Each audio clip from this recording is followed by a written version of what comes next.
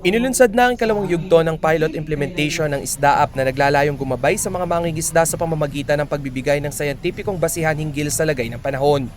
Sa pakikipagtulungan ng National Fisheries Research and Development Institute o NFRDI sa Bureau of Fisheries and Aquatic Resources Central Luzon, Globe at Ainon IT Solutions, maigi na mapaplano ng mga mangingisda sa probinsya ang kanilang paglaot ng hindi nangangailangan ng internet connection at smartphone. Pinangunahan ni BIFAR National Director Eduardo Gongona ang pamamahagi ng 100 analog phones para sa mga mangingisda mula sa 7 barangay ng Dingalan, Aurora. Kabilang nga sa mga nabigyan na magtatatlong dekada ng mamamalakaya na si Saldi Sakare. Sa mga naturang analog phone ay naka-install na ang ISDA-app na direktang magpapadala ng mensahe ukol sa lagay ng panahon. Aminado si Sakare na ang masungit na lagay ng panahon ng kanilang pangunahing kalaban tuwing pumapalaot. Noon wala kaming kaalam na lalakas na pala.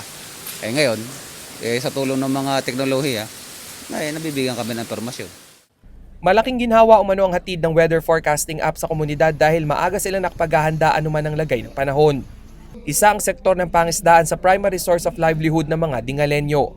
Every 4 hours, may mga advisory po tayo natatanggap sa ating mga cellphone kung saan alam na po natin yung mga gagawin natin kung magpapalaot pa ba tayo o itatabi na natin o itatago na natin yung mga bangka natin para po makapaghanda sa mga darating na sama ng panahon. Pong isda po na ito ay isang magandang aplikasyon upang magbigay ng gabay at patnubay sa ating mga mangingisda as a proactive po na information platform para po makatulong sa kaligtasan ng ating mga mangingisda. Pangunahing pakay ng NFRDI na maging hassle-free ang pagtanggap ng mga mangingisda sa ulat panahon. Idinisenyo rin umano ang ISDA-app para sa maiksing ngunit konkretong weather updates. Lakas ng hangin, for example, gusto nilang nakikita din yon, yung taas ng alon. So definitely there's still room for improvement, pero so far mukhang maganda yung feedback from them. Ayon kay BIFAR Central Luzon Director Wilfredo Cruz, hindi lamang tulong sa mga gamit pangisda ang hangad nilang mapaabot sa ating mga kababayang mamamalakaya.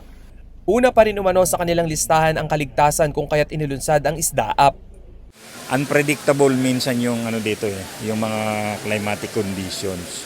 So to safeguard the lives of our fisher folk. So yun, dito namin napili para yun nga kung before sila maglaot, ma-advise na sila within the next 4 hours ganito yung sitwasyon. Batid din ng pamunuan ng Globe na malaki ang ginagampan ng papel ng mga mangingisda upang matiyak ang seguridad ng pagkain ng sambayan ng Pilipino. Kaya naman nararapat lamang din nila na bigyan sila ng proteksyon sa kanilang hanap buhay. Ang Dingalan ay malapit sa eastern side ng Philippine Rice na kilalang Tuna Highway o lugar kung saan namamalagi ang mga mamahaling yellowfin tuna. Noong 2017, 3,000 hectares ng Philippine Rice ang idineklarang Protected Food Supply Economic Zone, kung saan pinahihintulutan ang pangingisda para sa pagkain. Rainiel Pawid, CLTV News.